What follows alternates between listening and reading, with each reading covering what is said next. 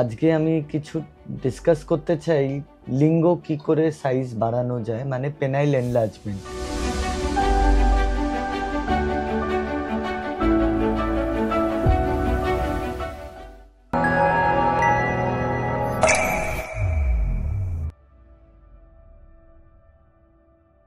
নমস্কার, আমার নাম ডক্টর অনির্বাণ ঘোষ। আমি একজন অ্যাস্থেটিক প্লাস্টিক সার্জন। তো এই পেনাইল এনলার্জমেন্টে মূলত আমরা যেই ট্রিটমেন্টগুলো করে থাকি সেগুলো সার্জিক্যাল ট্রিটমেন্ট, মানে অপারেশনের সাহায্যে কি করে পেনিসের সাইজ বাড়ানো যায়, লিঙ্গের সাইজ বাড়ানো যায়। প্রথম যেই অপারেশনটা আমরা করে থাকি সেটাকে লিগামেন্ট রিলিজ বলে, সাসপেন্সারি লিগামেন্ট রিলিজ। সেটা ছাড়া আরেকটা অপারেশন করি যেটাকে বলা হয় ফ্যাট গ্রাফটিং, মানে শরীরে অন্য কোথাও থেকে যদি মেদটা নিয়ে এসে সেটাকে পেনিসে ইনজেক্ট করে দেওয়া হয়। এছাড়া আরেকটা যেটা আমরা সার্জারি করে থাকি হলো ইমপ্লান্ট সার্জারি।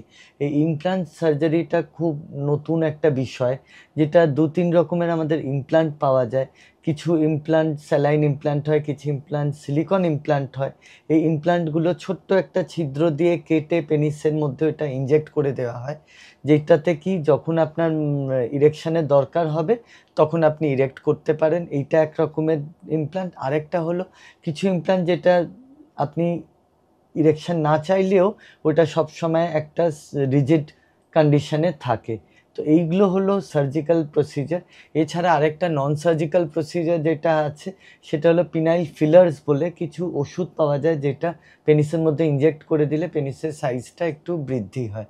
এছাড়া আরেকটা ট্রিটমেন্ট যেটা খুব এখন চলতি ট্রিটমেন্ট, সেটাকে বলা হয় পিশট ট্রিটমেন্ট, যেটা হলো পেনিসের মধ্যে নিজেরই শরীরের রক্তটাকে ওইটাকে প্রসেস করে ওইটার একটা পোর্শন যেটাকে প্লেটলেট রিচ প্লাজমা বলে, সেটাকে পেনিসের রেগুলার 1-1.5 মাস ছাড়া ছাড়া ইনজেক্ট করলে দেখা যায় যে পেনিসের সাইজটা অনেকটা লম্বা আর অনেকটা মোটাপাতেও অনেকটা বৃদ্ধি হয়। তো এইগুলো হলো ট্রিটমেন্ট যেগুলো আমরা পেনাইল এনলার্জমেন্ট ট্রিটমেন্টে করে থাকি। এই সংক্রান্ত যদি আপনার কিছু তথ্য জানার থাকে, কিছু যদি আপনি জিজ্ঞেস করতে চান, ট্রিটমেন্ট কস্ট, ট্রিটমেন্ট প্রসিজারের ব্যাপারে ডিটেলসে জানতে চান, তাহলে সরাসরি যোগাযোগ করবেন। এই নাম্বারে আপনারা ফোন করতে পারেন অথবা আমাকে সরাসরি মেসেজও করতে পারেন। আর আমার চ্যানেলকে লাইক অ্যান্ড সাবস্ক্রাইব করুন। Thank you.